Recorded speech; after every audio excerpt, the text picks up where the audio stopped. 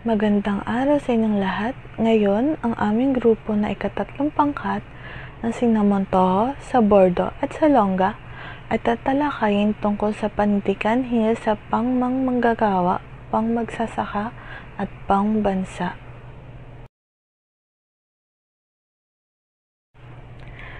Bago tayo magsimula, mahalaga munang tanungin, bakit nga ba importante ang manggagawa? Sa module na ito, tatalakayin natin ang papel ng manggagawa sa lipunan at sa mga suliranin kanilang hinaharap. Panitikan man ito, pero hindi lang kwento ang tinatalakay natin dito, kundi buhay, karanasan at pakikibaka ng totoong tao. Ang manggagawa ay hindi lang basta nagtatrabaho. Sila ang nagpapaandar ng bansa. Kaya karapat-dapat lang na pag-usapan sila, hindi lang para maunawaan natin, kundi para makiisa rin tayo sa advokasya ng makatarungang paggawa. Sa slide na ito, makikita natin na parehong mahalaga ang manggagawa at magsasaka. Ang manggagawa ay nagbibigay buhay sa industriya. Sila ang gumagawa ng produkto, naglilinis ng kalsada, nagtuturo sa mga paaralan at gumagamot sa mga ospital. Samantala, ang magsasaka naman ay haligi ng agrikultura. Kung wala sila, wala tayong bigas, gulay o prutas. Pero sa kabila ng kanilang mahalagang papel, sila rin ang madalas nakakalimutan. Kaya't sa pag-aaral ng panitikang panlipunan, tinatalakay ang mga karanasan nila bilang bahagi ng mas malaking issue sa bansa. Ang paggawa ay hindi lang basta trabaho. Ito ay isang gawain ng tao para makalikha ng produkto o serbisyo na may silbi sa lipunan. Kahit ikaw ay guro, mananahi o jeepney driver, ikaw ay bahagi ng paggawa. Ang ginagawa mo ay may ambag sa komunidad. Ang paggawa ay maaaring mental o pisikal. Ang mahalaga, ito ay may layunin para sa kabuhayan, para sa pamilya, at para sa bansa. Sa mga susunod na slide, makikita natin na ang paggawa ay hindi palaging patas. At doon tayo dapat maging mulat at panuri. Ayon sa PSA noong 2018, 43.2 milyon na Pilipino ang kabilang sa labor force. Ibig sabihin, sila ay nasa tamang edad para magtrabaho o naghahanap ng trabaho.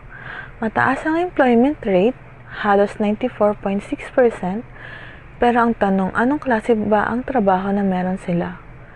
Marami sa kanila ay underemployed, ibig sabihin, nagtatrabaho pero hindi sapat ang kita o hindi sapat ang oras. Karamihan sa mga kabataan ay hindi rin nakapag-aral o nakapag-training, kaya kulang oportunidad. Dito natin makikita na hindi sapat ang kadami ng trabaho. Dapat ay dekalidad din. May dalawang uri ng trabaho ayon sa World Bank. Ang tinatawag na good jobs at bad jobs. Kapag sinabing good jobs, ito ay mga formal na trabaho. Ibig sabihin, may kontrata, may benepisyo, may social insurance, at hindi basta-basta natatanggal sa trabaho. Samantala, ang bad jobs, ito ay ang mga casual, pakyawan, part-time o walang kontrata, mababa ang sahod, walang benepisyo at hindi protektado ng batas. Maraming suliranin ang kinakaharap ng mga manggagawa sa Pilipinas. At hindi lang ito simpleng problema. Ito ay systematic. Una, mababa pa rin ang sahod, lalo na sa mga probinsya. Kahit minimum wage, ay hindi pa rin sapat para mabuhay ng disente ang isang pamilya. Ikalawa, kontraktualisasyon. Maraming manggagawa ang hindi ginagawang regular. 3 buwan lang ang kontrata, tapos papalitan na agad para hindi bigyan ng benepisyo. Ikatlo, humihinang suporta sa sektor ng agrikultura. Parang unti-unting iniiwan ang mga magsasaka. Ang mga kapitalistang hindi nagbibigay ng tamang sweldo at may mga ahensya ng pamahalaan na kulang ang aksyon para ipagtanggol ang karapatan ng mga manggagawa. Dagdag pa rito, nagsasakripisyo ang kalusugan at seguridad ng mga manggagawa. May shift schedules, malaki ang kaltas sa sahod at hindi sapat ang kalidad ng edukasyon kaya hindi makakapasok sa trabahong gusto nila. Hindi ito simpleng reklamo lang. Ito ay refleksyon ng hindi pantay na sistemang pang-ekonomiya sa bansa. Ang batas na ito ay ginawa noong 1989 para maging mas patas ang pasahod sa iba't ibang rehiyon sa bansa. Ang problema, nagresulta ito sa mas lalong hindi pagkakapantay-pantay. Bakit? Kasi naging basihan ng minimum wage ang kondisyon ng ekonomiya per region. Ibig sabihin, kung ang isang rehiyon ay itinuturing na mahina ang ekonomiya, mas mababa ang minimum wage doon. Sa ganitong sistema, lalo lang napapababa ang sahod ng mga manggagawa sa probinsya. Habang ang mga malalaking kumpanya ay lalong kumikita. Ang layunin sana ay pantay na sahod, pero sa totoo lang, mas pinapabora nito ang interes ng negosyo kaysa sa manggagawa. Kahit ganito ang kalagayan, hindi sumusuko ang mga manggagawa. Patuloy sila sa pakikibaka sa tulong ng mga labor unions. Mga grupo ng manggagawa na sama-samang lumalaban para sa karapatan nila. Ilan sa kanilang panawagan ay mas mataas na sahod, pagkakaroon ng regular na trabaho, pag-angat ng kalidad ng buhay ng manggagawa, at pambansang industrialisasyon o ang pagkakaroon ng sariling industriya para hindi umasa ang bansa sa imported na produkto. Ang kontraktualisasyon ay isang paraan ng mga kumpanya para hindi gawing regular ang manggagawa. Sa halip na bigyan sila ng permanenteng trabaho at benepisyo, 3 buwan lang ang kontrata, tapos terminated na agad. Ito ang tinatawag nating ENDO o End of Contract. Noong 2016, nangako si dating Pangulong Duterte na tatapusin niya na ito. Pero sa totoo lang, hindi ito natupad.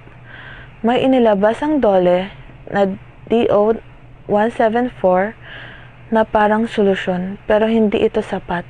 Hanggang ngayon, umiiral pa rin ang ENDO sa maraming kumpanya. Dahil dito, maraming manggagawa ang walang benepisyo, walang seguridad at trabaho at walang boses sa desisyon ng kumpanya. Kung iisipin natin, halos lahat ng aspeto ng lipunan ay pinapaandar ng manggagawa.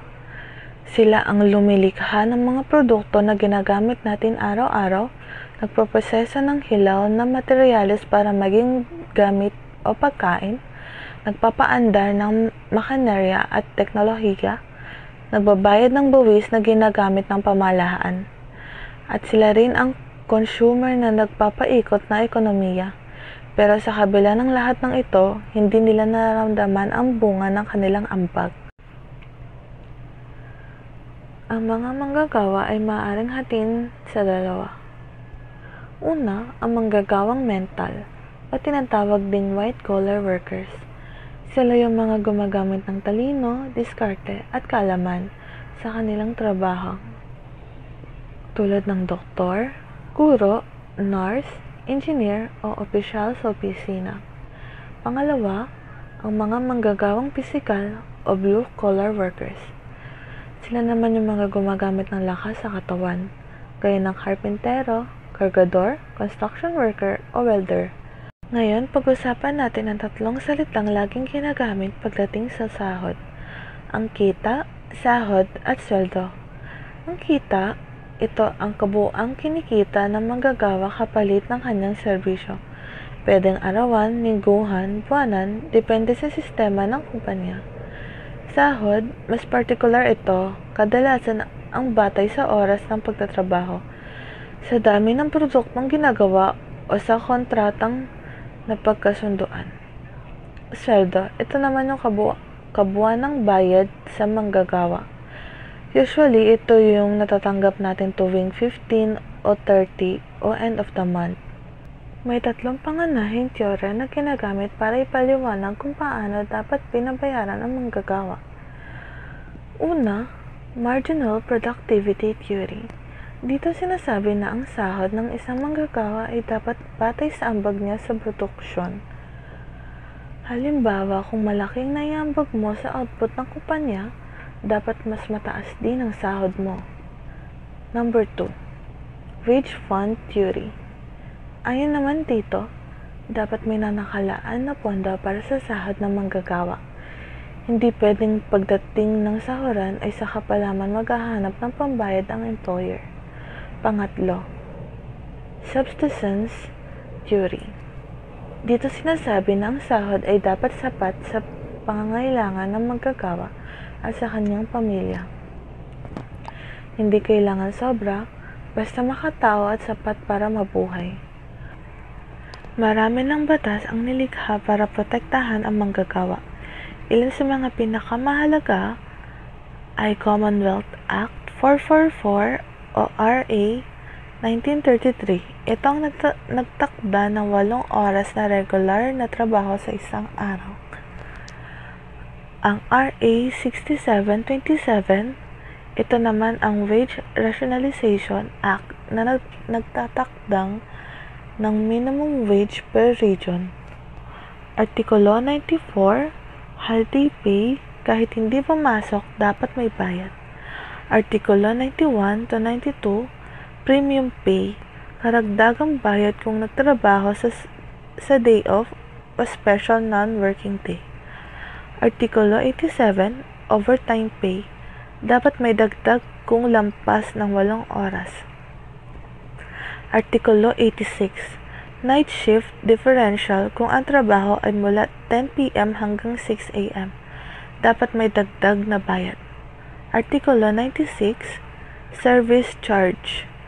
Lahat ng service charge sa restaurant, hotel, at iba pa ay dapat hatiin sa mga empleyado. Sa kasalukuyan, marami ng hamon ang kinakaharap ng manggagawa. Ito ang 10 sa pinaka-critical. Una, mababang sahod, hindi sapat ang kita para sa pang-araw-araw na pangangailangan. Pangalawa, kontraktualisasyon. Hindi nagiging regular ang manggagawa, kaya wala ring benepisyo. Pangatlo, kakulangan sa suporta ng agrikultura, lalo nang pinapabayaan ang mga magsasaka. Pang-apat, hindi patas na sahod. Mahirap ang trabaho pero maliit ang bayad. Panglima, kawalan ng protection sa OFWs. Marami ang naaabuso sa ibang bansa pero walang sapat na tulong. Pang-anim, masamang pakikitungo ng kapitalista. Walang tamang pahinga, kulang ang sahod, at may diskriminasyon. Pang-pito, kalusugan at seguridad. Lalo na ang mga shifting o hazardous work. Pang-8, malaking kaltas sa buwis. Tapos ang serbisyo ng gobyerno ay kulang. Pang-9, walang regular na trabaho. Puro pananandali ang hanap buhay. Pang-10, edukasyon na hindi tugma sa trabaho. Hindi makapasok ang mga kabataan dahil kulang sa training o oportunidad. Hindi lang sa Pilipinas kinikilala ang karapatan ng mga manggagawa. Ayon sa International Labor Organization o ILO, may mga pangunahing karapatan ang lahat ng manggagawa saan man bansa sila naroroon. Una, may karapatan silang sumali sa union. Ibig sabihin, pwede silang bumuo ng grupo para sama-sama ipaglaban ang kanilang karapatan.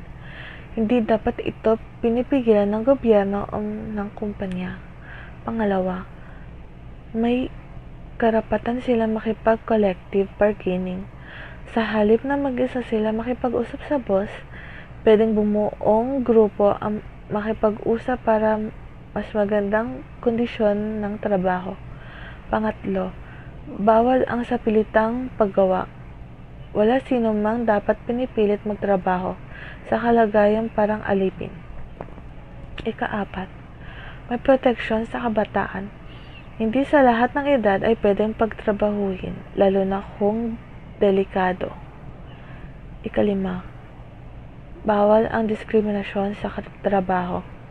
Dapat pantay-pantay ang sweldo at oportunidad anuman ang kasarian, rehiyon o lahi. 6.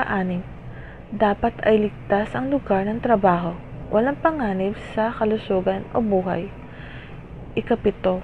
Dapat makatao ang sahod, sapat para mabuhay ng disente ang manggagawa at ang kanyang pamilya.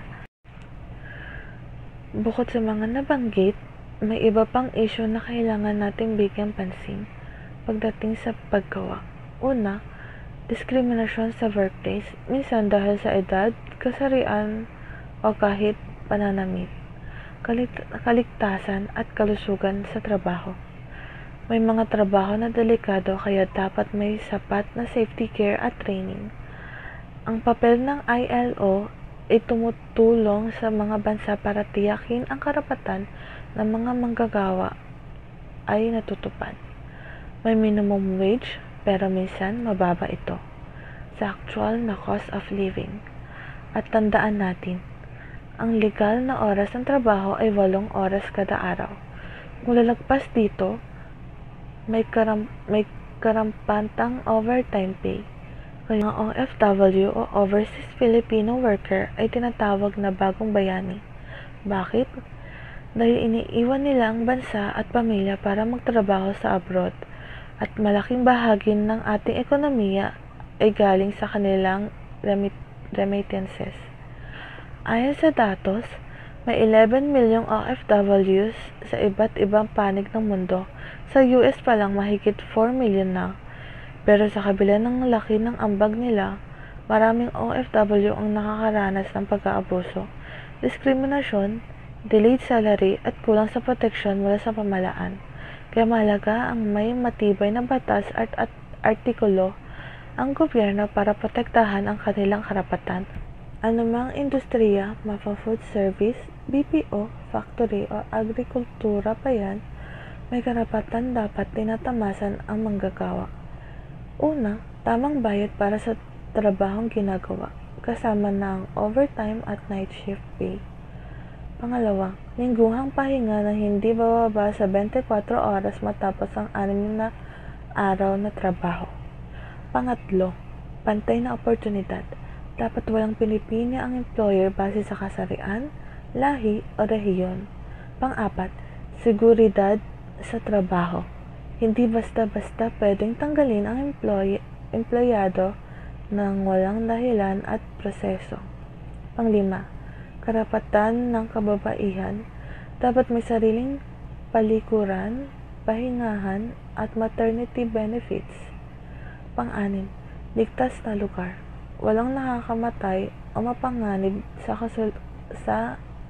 kalusugan. Pang-7, legal na edad sa panghahanap buhay ay 18 pero may exemption na ang 15 na taon pataas kung hindi delikado at may gabay. Pang-8, karapatang magbuo o sumali sa union para ipaglaban ang collective interest ng manggagawa. Ang mga leave na ito ay hindi lang basta privilege, sila ay karapatan. Maternity leave para sa mga inang bagong panganak, 60 to 78 days, depende sa delivery, binabayaran ito ng SSS, hindi ng employer. Paternity leave, 7 araw pa sa ama, pero kailangan kasal at legal ang anak. Birthday leave, depende sa kumpanya, pero karaniwan binibigyan bilang insentibo. Solo parent leave, 7 araw kung solo ka sa pagpapalaki ng anak, kailangan ng solo parent ID.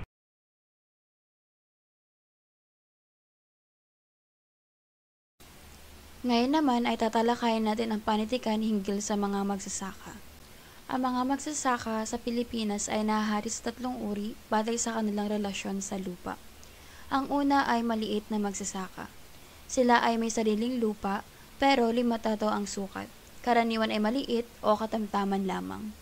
Ang lupain ay karaniwang ginagamit para sa pamilya at pangunahing kabuhayan. Ang pangalawa naman ay magsasakang walang sariling lupa or tenant farmers.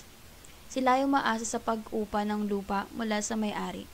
Karaniwang nagbabayad sila ng kasama or system, hatian sa ani or fixed rent. Walang seguridad sa lupa at madalas na inaabuso ng mga Panginoong may lupa. Ang pangatlo naman ay magsasakang walang lupa at walang kakayahang umupa. Ito ang mga pinakamahirap na sektor. Sila ay may manggagawang bukid na walang sariling lupang sinasaka. Nagtatrabaho sila bilang sakadas or seasonal workers o mga kasama sa malalaking plantasyon. Sila ay walang sariling kabuhayan at umaasa sa daily wage. Kalagahan ng pagsasaka. Ang una ay pinagkukunan ng kabuhayan. Malaking bahagi ng populasyon ay umaasa pa rin sa agrikultura. Kahit hindi lahat ay direktang magsasaka, maraming trabaho ang nakadepende dito. Ang pangalawa ay kontribusyon ng pambansang kita. Sa pambansang scale, nakakatulong ang pagsasaka sa lipunan dahil nagagawa nitong punan ng isa sa pinakamalaking demand sa mundo. Ang agrikultura ay nag-aambag ng 10% ng GDP ng Pilipinas. Pinakamalaking supplier ng pagkain dahil ito ay napoproduce ng bigas, gulay, karne at iba pa para sa lokal na pangangailangan. Ang pangatlo ay tulong sa international trade. Ang Pilipinas ay isa sa pinakamalaking exporter ng bigas, mais, saging at tabako sa mundo. Ang kita mula sa export ay nagdudulot ng foreign exchange or dolyar na kailangan para makabili ng imported na produkto katulad ng gasolina, makinarya at iba pa. Mga batas ukol sa reforma ng lupa. Ang una ay Land Registration Act 1902. Layunin nito ang pagpapatupad ng sistematikong pagrehistro ng mga titulo ng lupa sa Pilipinas sa ilalim ng pamamahalang Amerikano. Ang pangalawa ay Public Land Act. Nagbigay ng patakaran sa pamamahagi at paggamit ng pampublikong lupain. Pinahintulutan ang pribadong pagmamayari ng lupa sa pamamagitan ng homestead, pagbili o lease. Ang pangatlo ay Batas Republika bilang 116,000. Ito naman ang nagtatag ng National Resettlement and Rehabilitation Administration or NARA para sa pamamahagi ng lupa sa mga rebuilding hawk at walang lupaing magsasaka. Ang pang-apat naman ay Batas Republika bilang 1,190 ng 1954.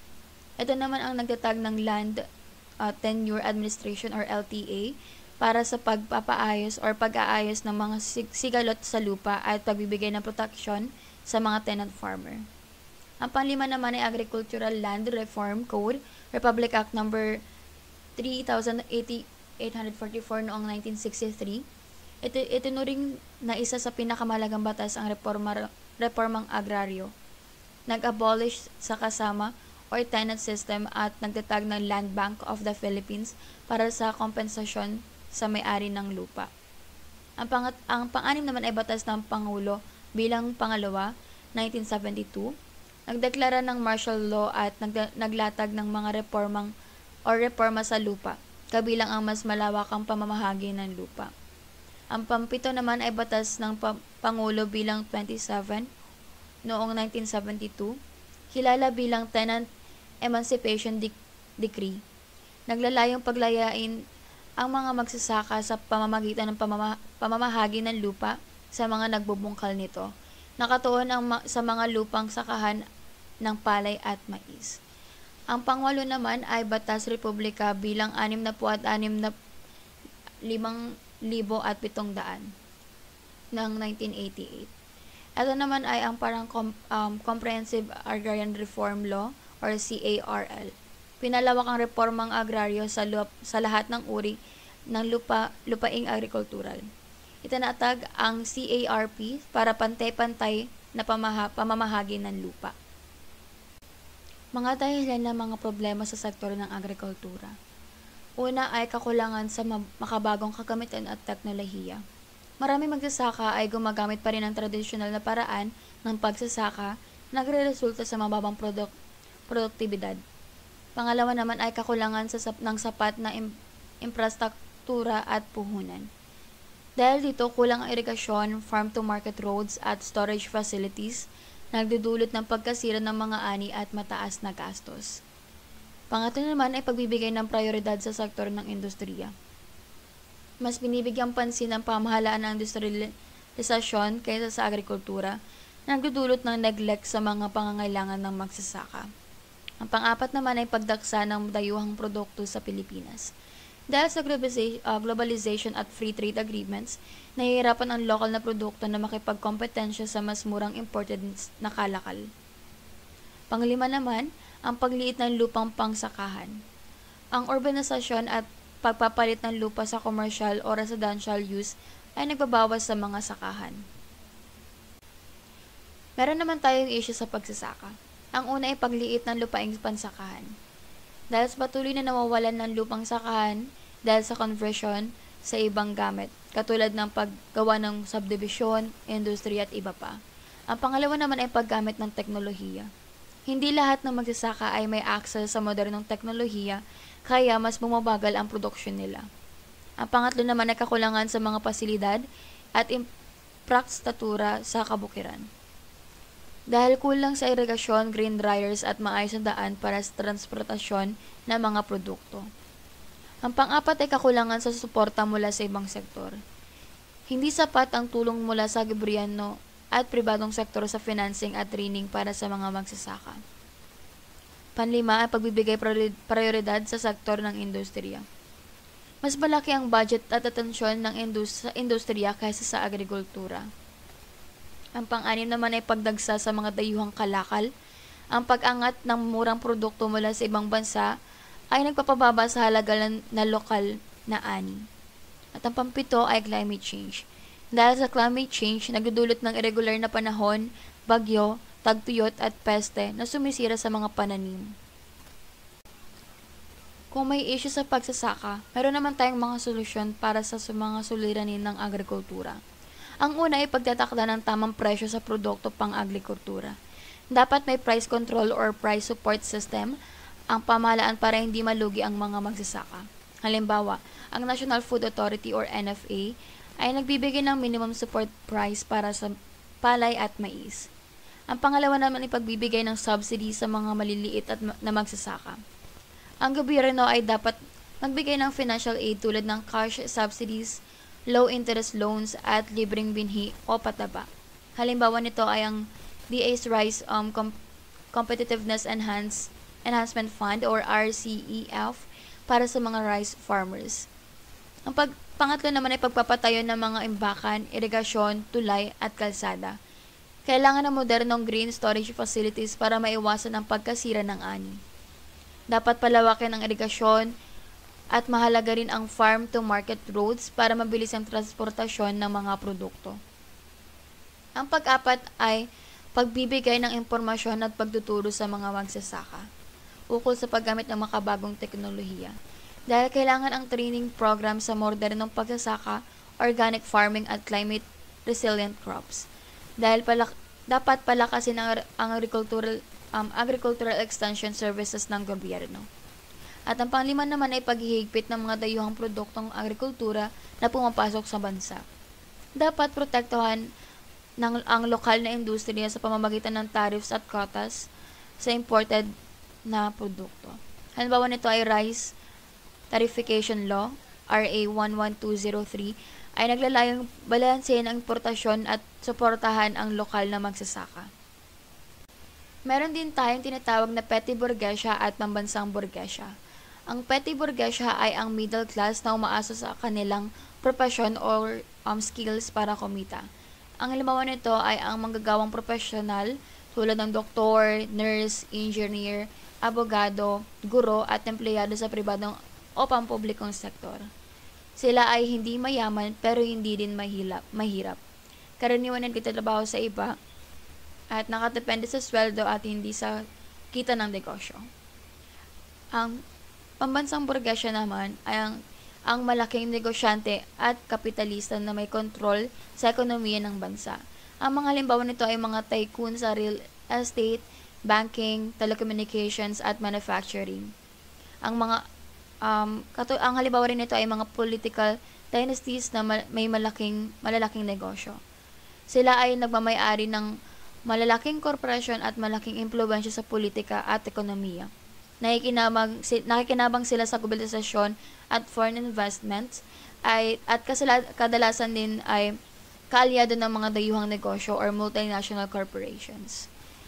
Ang pagkakaiba naman ng petty burgesya at pambansang burgesya, sa kategoryang uri ng trabaho, ang petty burgesya ay ang profesional or empleyado.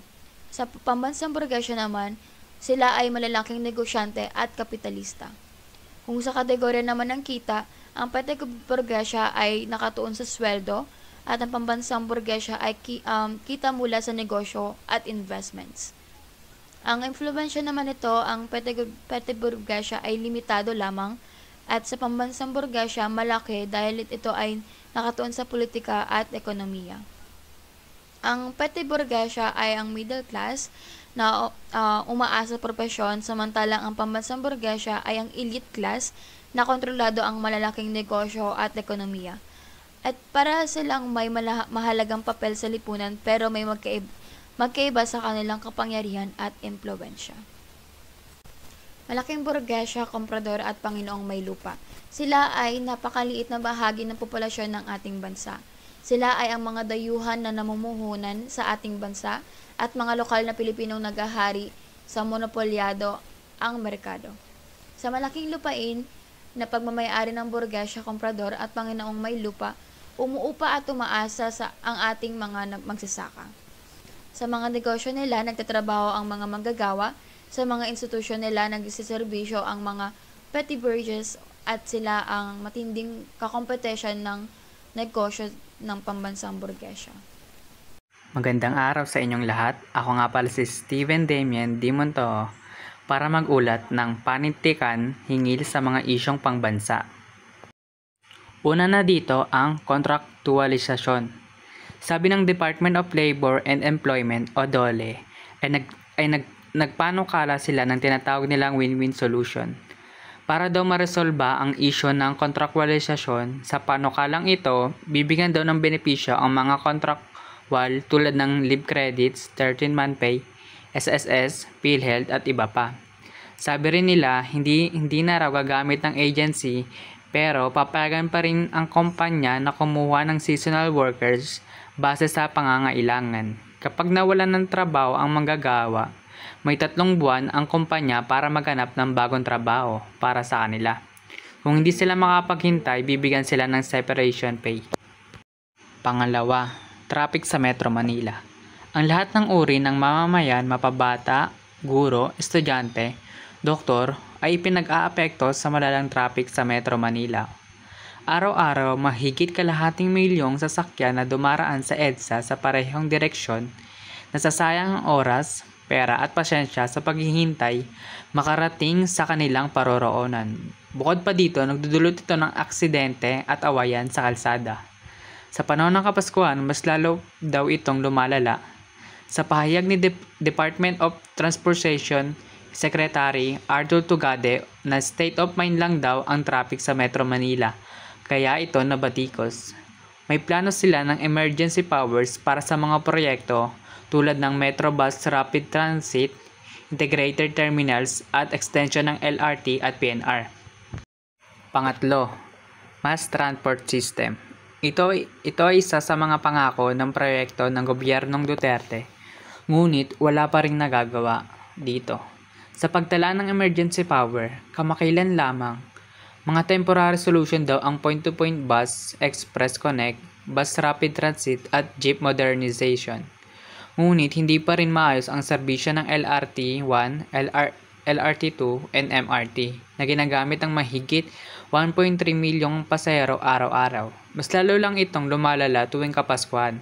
Andyan ang siksikan, hold-up, delay sa kanilang paroroonan. Pang-apat, dekalidad at makamasang edukasyon. Noong 2017, meron ding tinatayang 400,000 na kabataan na hindi nakapag-aral at 200,000 to 400,000 muli ang hindi makaka-enroll. Ito ay sapagkat nagpuno ng grade 11 at 12 ang senior high school. Isa itong katibayan na kulang pa rin ang access sa dekalidad na edukasyon para sa masa. Panglima, pagpapalaya sa mga bilanggong politikal. Una sa mga napako sa pangako ng Administrasyong Duterte ay ang pagpapalaya sa mga bilanggong politikal. Maraming beses niyang sinabi na papalayain sila bago ang human rights, Pasko o bago matapos ang taon pero hindi ito natupad. Nagpagkasunduan sa peace talks sa pagitan ng gobyerno at National Democratic Front of the Philippines na papalayain sila bilang confidence building measure. Ngunit patuloy pa rin ang pag-aresto sa mga aktivista. Pang-anim, tunay na reforma sa lupa. Isang positibong hakbang ay ang pagtatalaga kay Rafael o Kapaeng Mariano bilang kalihim ng Department of Agrarian Reform. Binuksan niya ang tanggapan sa mga magsasaka at nagpatupad ng moratorium sa land reform raffle sa Hacienda Los Visita. Namahagi rin siya ng lupa sa Camarines Norte, Cebu at Cagayan Valley. Pero parehas nito walang pagbalik ang kaharasan, pagsunog ng piket, pamamalis sa magsasaka ng Lapanday. Pang-7, biktima ng bagyong Yolanda. 3 taon matapos ang pinakamalakas ng bagyong naitala ang Yolanda. Mahigit 6,000 ang namatay at milyong-milyong ari-arian ang nasira gawa ng Yolanda. Ngunit ayon sa Commission of Audit noong Oktubre sa panahon ng Duterte administration, mahigit 30% pa lamang ng rehabilitation ang nasisimulan. Ito ay 3 taon na pero hindi pa rin natatapos ang tulong. Pang-8, Freedom of Information Bill. Mula pa noong 2010, hinihintay na maisabatas ang FOI. Isa ito sa mga pinangako ni Noynoy Aquino pero kahit kailan hindi ito pinariote sa kanyang sona. Nang umupo si Duterte, away siyang nagpasa ng executive order para sa FOI na kumakatawan sa ehektibong sangay pero hindi pa ito sapat. Ang maraming manonood ay kritiko ng kawalang transparency ng gobyerno at humingi ng batas para sa karapatan ng mamamayan sa impormasyon. Pang-9, pagresolba sa problema sa droga. Isa sa mga pinakamalaking kampanya ni Pangulong Duterte ay ang giyera kontra droga. Nangako siyang lulutasin ito sa loob ng 3 hanggang 6 na buwan, ngunit na-extend ang deadline at libo-libong pinaghihinala ang drug user at pusher ang napatay. Kadalasan ay hindi dumaan sa masusing proseso. Hindi pa rin nasasagot ang ugat ng problema gaya ng kahirapan. Panawagan ng ilan ay ito ba ay ang pagbibigay ng rehabilitasyon, edukasyon at kabuhayan. Ngunit sa halip na ito ay nauwi lamang sa patayan na pangyayari. Iba pang mga isyong pangbansa. Una narito ang korupsyon. Ang korupsyon ay ang pagkalat o mali siyang paggamit ng bayan lapis na pondo ng mga taong may kapangyarihan sa pamahalaan. Isa ito sa mga kapanig-kanigan ng mga naging dahilan kung bakit nahihirapang maunlad ang ating bayan. Ang pondo na kung saan na dapat sana mabibigay ito para sa edukasyon, kalusugan at panlipunang serbisyo ay napupunta lamang sa bulsa ng iilang tiwaling opisyal. Sunod, polusyon. Ang polusyon ay tumutukoy sa pagdumi ng ating kapaligiran dulot ng basura, usok mula sa mga sasakyan, pabrika at maling pamamahala ng waste materials. Malinaw natin itong nakikita sa mga estero at ilog na puno ng basura pati na rin sa hangin lalo sa mga lungsod tulad ng Metro Manila. Dahil dito palala ng palala ang climate change at ay naging sanhi ng iba't ibang sakit katulad ng hika, skin disease at iba pa. Kakulangan ng mga pasilidad. Isa sa mga dating problema ay ang pagkukulang ng pasilidad sa mga pampublikong istasyon lalo na sa edukasyon at kalusugan. Maraming pampublikong paaralan ay kulang sa silid-aralan, upuan, aklat at guro. Halimbawa, merong estudyante na nagsisikan sa sa classroom na may 13 katao pero maabot sila ng 60. Ganun din pampublikong ospital, kulang ang kama, doktor at gamot. Implement ng K-12 program. Bagamat ang layunin ng K-12 ay paghusayin ang kalidad ng edukasyon, marami pa rin ang naging problema sa pagpapatupad nito. Sigaw ng kulang ng preparasyon, walang sapat na pasilidad, kulang na guro at hindi sapat na mga learning materials. Tanimitak ang mga guro sa paghanda sa bagong curriculum at maraming estudyante ang nasa kumpas ng gastos at paghihirap sa mga di umano ng karaniwang naipanalad sa kanilang mga pamilya sa 2 taon na senior high school. Bagamat magandang layunin ang mga ginamit para rito, naging pabigat ito sa maraming pamilya lalo na sa mga kapos sa buhay. Pagtanggal ng asignaturang Pilipino at panitikan sa kolehiyo. Ang disyong ito ay umani ng matinding batikos mula sa mga guro, estudyante at mga manunulat. Sa pagtanggal ng Pilipino at panitikan, tila ba pinutol ang koneksyon ng kabataan sa kanilang sariling wika at kultura. Ito hindi lamang simpleng issue ng curriculum. Ito ay usapin ng pambansang intendida, ipinaglaban ng mga manunulat at ang kahalagaan ng wikang Pilipino sa pagbubuo ng kamalayang makabayan. Bangsamoro. Ang Bangsamoro ay isang political na entidad na ipinalitan sa ARMM o Autonomous Region in Muslim Mindanao. Nakatatag itong layunin na namahayan ang dekadang giyera sa pagitan ng gobyerno at ng mga rebeldeng Muslim noong Mindanao. Sa ilalim ng kasunduan na ito, meron ng sariling gobyerno ang Bangsamoro na may otonomiya sa ilang aspeto gaya ng ekonomiya, kultura at seguridad. Pampolitika. Marami sa mga opisyal na halal ay hindi naman talaga kwalipikado o wala talagang malasakit sa bayan. Ang pampolitika, nepotismo at political dynasties ang tinutulungan sa pagiging tunay na demokrasya. Nauna pa ang pansariling interes kaysa sa kapakanan ng mamamayan. Madalas mailarawan ang pampolitiko bilang tuso, makasarili at mapandinlang. Judicial killing. Ito ay mga kaso ng pagpatay na hindi naman dumaan sa tamang proseso ng batas. Karaniwang iniuugnay ito sa giyera kontra droga kung saan maraming pinaghihinalang drug suspect ang napapatay kahit walang sapat na ebidensya o kasong isinampa. Ang ganitong uri ng hustisya ay delikado at labag sa karapatang pantao. Sa halip na magsilbing solusyon, ito ay nagdadala ng takot at pangamba sa mga komunidad. Anti-hazing law. Ang batas na ito ay ginawa upang mapigilan ang karahasan sa loob ng fraternities at iba pang samahan, lalo na sa mga paaralan. Maraming kabataang nasawi dahil sa hazing, isang mapanakit at mapang-abusong ritual na pagtanggap. Pangunahing layunin ng batas na ito ay panagutang magbigay ang mga sangkot at hustisya ibigay sa mga biktima.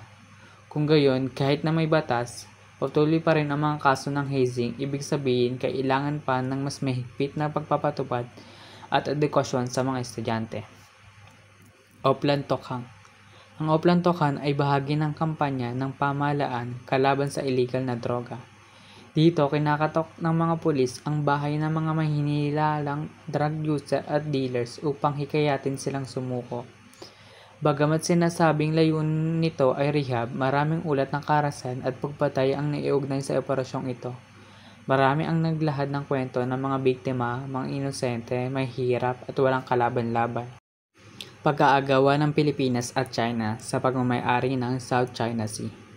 Ito ay isa sa mga sensitibeng issue sa pagitan ng Pilipinas at China. Sinasabi ng China ang malaking bahagi ng South China Sea sa kabilang ng teritoryo ng sakop ng Pilipinas tulad ng West Philippine Sea.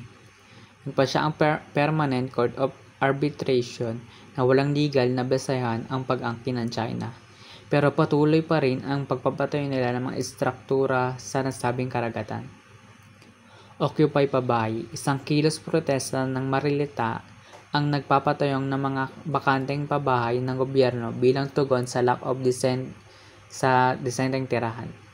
Mga Marilita, ang maraming sa kanya ay mas matagal na naghihintay ng babae pero hindi pa rin binibigyan.